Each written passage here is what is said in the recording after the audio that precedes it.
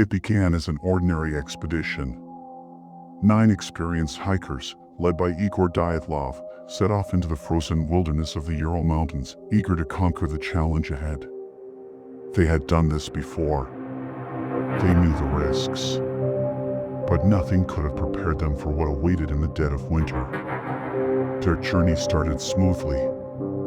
Photographs and journal entries recovered from the trip show smiling faces, playful moments, and meticulous notes of their progress. Every step was recorded, every movement accounted for until it wasn't. On the night of February 1st, 1959, something happened. Something that turned their well-planned expedition into one of the most chilling mysteries in history. Weeks later, search teams discovered their campsite on the slopes of Syakhl, the mountain of the dead. The tent, half buried in snow, was eerily silent. But something was terribly wrong. The fabric had been slashed open from the inside, as if the hikers had tried to escape, not through the entrance, but in pure, uncontrollable terror. Their belongings remained untouched. Boots, coats, food all left behind. Even their skis and survival gear sat undisturbed. It was as if something had sent them fleeing into the freezing night, with nothing but the clothes on their backs. Then, the bodies began to appear. First, 2 were found near the remains of a fire, barely dressed, barefoot, their hands torn and raw, as if they had frantically tried to climb a tree in desperation.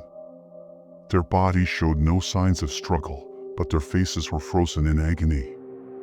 A short distance away, 3 more bodies were found, including Dyatlov himself. Their position suggested they had been trying to return to the tent but collapsed before making it back.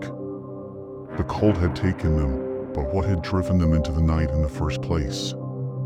It wasn't until 2 months later that the remaining 4 were discovered, buried beneath several feet of snow in a ravine. But these bodies told a different story.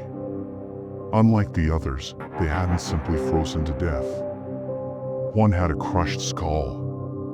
Another had shattered ribs, with injuries so severe that forensic experts compared the force to a car crash.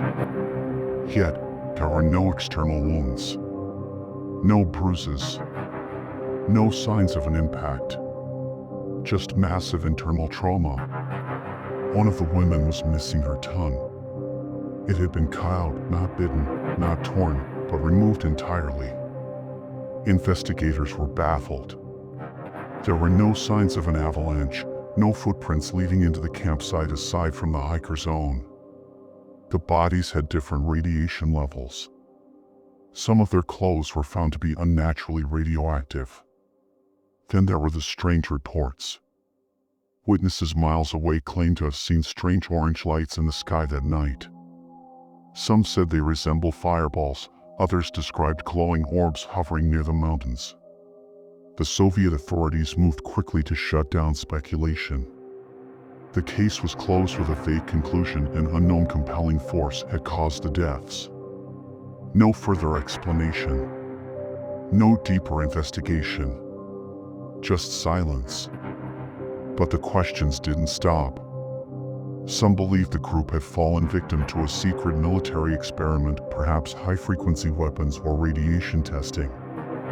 Others pointed to local Mansi tribes, but there was no sign of an attack, and the Mansi had no history of violence. A scientific explanation suggested infrasound, low-frequency sound waves created by the wind, capable of inducing panic, confusion, and fear. It could have driven them into hysteria, forcing them out into the cold. But could it explain the crushed bones? The missing tongue? The radiation? And then there were the more chilling theories. Some whispered about a Yeti, a towering creature that had been spotted in the area by other hikers. In their recovered film rolls, one blurry image showed a dark, humanoid figure standing in the distance. Others suggested extraterrestrial involvement, citing the orange lights seen that night. No theory, no explanation, has ever been able to fully explain what happened to the Dyatlov group that night. What force drove 9 experienced hikers into the night, barefoot, half-dressed, into the freezing cold? What did they see? What did they fear?